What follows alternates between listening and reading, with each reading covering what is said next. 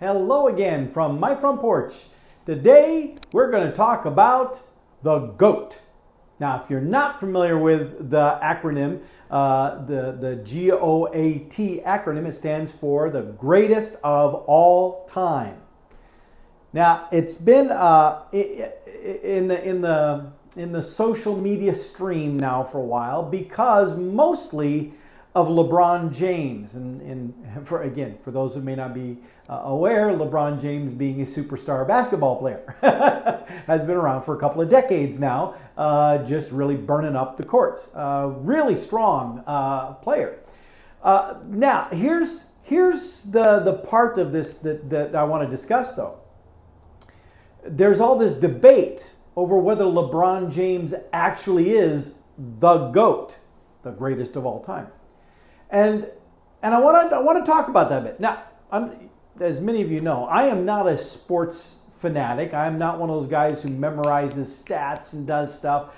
In fact, I don't really even watch a lot of basketball. It's not really one of my favorite sports to watch. I will enjoy watching the Iowa Wolves play. I love watching the Iowa State women's basketball team play. They have always been consistently strong. Right now, of course, the Iowa Hawkeye women are the ones to be watching at the NCAA tournament. But as far as basketball goes on a regular basis, I've tended to enjoy watching some other sports more than basketball. Although I certainly will enjoy watching basketball over, say, NASCAR or just racing or something.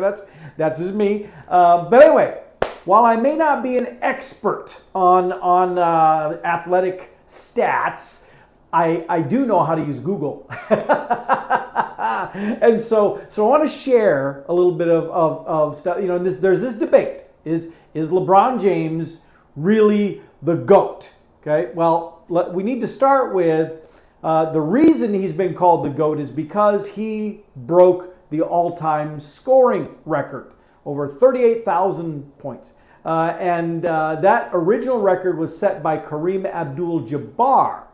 And it took Kareem Abdul-Jabbar 1,560 games to reach the top score that he did. And LeBron James beat that top range score in only 1,410 games. So a good, 150 games less, which indicates that LeBron has been on a fairly regular basis scoring more points per game than Kareem Abdul-Jabbar did, because it took Kareem more games, 150 more games, to set the goal that he did, and LeBron broke that point number in less games. Now, on the surface, that does sound really impressive, but another way of looking at it is that Kareem set that record in 15 seasons, whereas LeBron, he didn't break that record until his 20th season. So it took him 5 more seasons to surpass what Kareem Abdul-Jabbar did. So, but he still broke the number, right, Paul? Yes, he did break the number, but it took him longer to get there. And so then the question is the success measured by the fact that he broke the number, or should he have had to have broken the number in less time than Kareem did in order for that to be, or even achieve the same number in less time? That would indicate that he's more of a GOAT than Kareem was. That's all part of the discussion. But the bigger flare-up about the debate over, in this case, the basketball GOAT, is that there's a whole lot of people that really prefer Michael Jordan to be the GOAT, the greatest of all time, and not LeBron. And there's a lot of reasons for that. And in my Googling for comparisons, the other information, Michael Jordan, I should back up and say LeBron has developed a little bit of a reputation for skipping out on games. He's missed a lot of games. Most recently, he had allegedly had an injury to his ankle, to his lower leg, that took him out right after breaking that record, setting that new scoring record. Then all of a sudden he had this injury and he was out. He's been out for several, I think, was it 13 games? I think he was out before he finally now has come back in. But that's, I don't want to go off on that tangent. But the point is, LeBron has a reputation over those 20 seasons that he's been playing of not necessarily being there for a lot of games, which would contribute to why it would have taken him 5 more seasons to break the record, because Kareem didn't miss those games. But back to the comparisons between LeBron and Michael Jordan. Jordan is recorded as having played all 82 regular season games without missing any of them 9 times during his career. Now, Jordan had a career of 15 seasons too, I believe, and so that's a little more than half. But obviously there were some seasons where Michael Jordan did miss some games, but for 9 of those seasons he didn't miss a single game. LeBron, on the other hand, the number of seasons that he has played all the games and not missed a game, that out of the 20 seasons that he's been playing, that's only happened 1 time. 1 season out of all those seasons that LeBron played.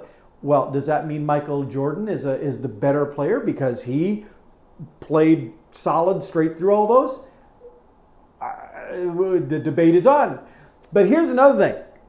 There are these graphics that get shared around social media comparing the awards and the trophies between Michael Jordan and LeBron James. And what is interesting in these comparisons is to note that all of the trophies and awards that are attributed to Michael Jordan were things that he achieved in 931 games. That's not the number of seasons, obviously, but the number of games. Michael Jordan achieves what he achieves in 931 games. Meanwhile, LeBron, who has a longer career now, has achieved what he has over 1,300 games. I should say more than 1,300 games, because the number obviously keeps going up. But LeBron's collection is much smaller than Michael Jordan's. So does that mean Michael Jordan is the GOAT? Again, that's where the debate fits in. But it is interesting to say this about Michael Jordan. Michael Jordan, and this again, thank you Google, because Paul would have not known any of this. Michael Jordan is, and I have to read this, sorry, because I want to make sure I get this right. Michael Jordan is the only player to win MVP, a scoring title, make first team all defensive team, have an NBA championship, and be the finals MVP, all within the same season, and he did that 4 times. He did all of that, all of that stuff together. He is the only player to do all of that stuff in the same season, and he did that 4 times. Okay, well, there you go. Michael Jordan's got to be the GOAT, right? Well, no, hold on. If we change that dynamic to only being winning a scoring title and making that first all-defensive team, now Michael Jordan goes up to 9 times that he's done those 2 things together. Kobe Bryant, who was unfortunately taken from everyone far too soon, very sad still about that. But Kobe Bryant was excelling. He was becoming quite the skilled player as well. He did that, though combining those 2 things, he did it twice in two seasons. There are 2 seasons that he did that happen. LeBron, just limiting those 2, scoring title and making first all defensive team. LeBron James has done that 0 times, no times at all. I know it sounds bad for LeBron. I'm just telling you what when you do some research on this stuff, this is what you learn. LeBron James is the first, does lead in a variety of other ways, though. He leads in the number of finals losses. That's sad. I believe Michael Jordan has 6 finals wins, but LeBron apparently hasn't won. Does not have a good record. He leads. He holds number 1 in finals losses. LeBron James holds first place in missed shots. Now, you could say, well, that's because he takes more shots than anybody else. Yeah, that's probably true. And the more shots you take, the more you're going to miss. Yes. I believe even Wayne Gretzky made that observation about hockey. Kind of the reverse. You miss every shot you don't take, but still, same basic concept. But so LeBron leads in the number of missed shots. LeBron also leads in the number of turnovers. LeBron also leads in being swept in the finals, of just being not getting traction at all, just being you're out. And so there's a lot of stuff that is negative on the LeBron James side, but everybody said, yeah, but he broke that scoring record. But again, it took him 5 more seasons to do so because of how many games he keeps missing every season. And there's, the talk about, well, that's strategic, that he picks and chooses who he's going to play against because he's more focused on ramping up his stats so that he could break that scoring record than he really was about being a solid member of the team and a contributor. Even along a corollary of that criticism is that when he is on the floor, he undermines his team because he is a ball hog, because he is so worried about scoring his points and getting his points in there that he dominates the ball. And when you have one player who hogs the ball and it's all about that player, it really hurts the rest of the team dynamic. And it makes it that much more difficult for the rest of the team to perform. And whether that's true or not, again, I'm not a sports expert. What I do know is the Lakers have not done well. Even as LeBron's star continued to rise and he achieved this goal of breaking this record, they have lost a great many games along that way. And so it's like, well, but shouldn't you, if you're the GOAT, shouldn't you break a scoring record in the process of your team winning games? Shouldn't you have a winning season? Shouldn't you be winning finals? Shouldn't you be, shouldn't the team have a better record and not just you? And that goes really back to the heart of because I really don't care about LeBron James. I prefer Michael Jordan only because while I'm sure the man has an ego, everybody has him to some extent. Michael Jordan at least was smart enough to not wear it on his sleeve, that he comes off, at least publicly, very humble, very, he's just, okay, yeah, I know I'm good. I play to be good, but, I don't, it's not a big deal. Whereas LeBron James, King James, that's what everybody, and he embraces that. And it's, there's I don't know, there's his ego just screams arrogance that turns me off, and I think that turns off a lot of people. And I think that's why a lot of people really prefer to embrace Michael Jordan, even if all those trophies and everything was more in LeBron's favor.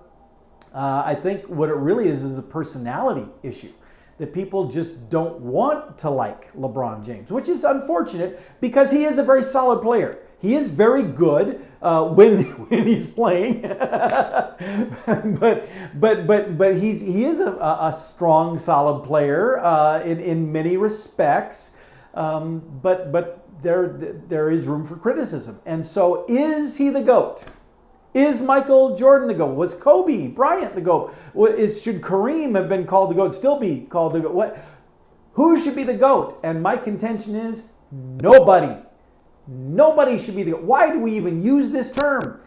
It's not like we are saying basketball is ending. We haven't shut down the game of basketball. So as every year there's a new crop of potential superstars coming through, and they're all working hard, they're all doing things, and they all have strengths in their different ways. It's not just about the shooting and the scoring. There's so many, there's other positions on these basketball teams and other things that are being tracked. Like for example, I said that LeBron leads in turnovers. Well, that's not a good thing to lead in. However, you could say, that someone leads in forcing turnovers or snatching them and scoring off those. That would be a good stat. And LeBron doesn't have that stat, but somebody else out there does. And my point being, to say someone is the greatest of all time completely ignores the fact that there continue to be new people coming. And I actually I actually read somebody in social media say, well, what we should say is they are the greatest of all time right now. No, but that is a contradictory statement to say this person is the greatest of all time today. Tomorrow it might be someone. Well, then the person we proclaim today as the greatest of all time was not. So I just don't like the term. I don't like that. I would be totally fine with us saying that at this point in time today, LeBron James is the strongest, maybe even the best player currently playing the game. Now, honestly, I don't know if that's even true. Based on some of the stats I've shared with you that, cast King James in a slightly more tarnished light. But he is, I don't take away, he is incredibly strong as a player. And so he may be the best player playing today. But tomorrow, he could be bumped like that. And there's nothing wrong for us to look back and say, maybe even LeBron is the strongest player this decade, but who was the strongest last decade? Well, maybe it still was LeBron because he's had a 20-year career. But there's a point where, okay, Michael Jordan may have been this, maybe Larry Bird. His name gets brought up in some of these as well. But at different decades, different eras, different groupings of years, maybe even by year, by season, that there is a different greatest of the season, but the greatest of all time, that is a term that I'm having a lot of trouble with, and I've waded into several social media debates on this LeBron and Michael Jordan topic, which is really hysterical because, as I said, I don't know a lot about him. But the worship that people have with these cults of personality, where they grab onto an individual and just elevate them to godlike status, only celebrating the positives, ignoring the negatives. That's just insane. That's just silliness. Yeah, I just wanted to talk about that. That's really the LeBron and Michael Jordan thing, which is my really lengthy hook to get you in, so I could say that this whole GOAT conversation just seems silly to me. There's only one GOAT that I really think is appropriate, and that is the greatest of all time video blog host, and of course that would be me. I mean, hey, anybody want to dispute that? Hearing no dispute, we will go. All right. Well, with that, I'm going to go. You're watching this. You're going, huh, did I really just waste this much of my life watching it? Yes, you did. Congratulations. And with that, I will see. Just proves up the GOAT. With that, I'll see y'all next time from my front porch.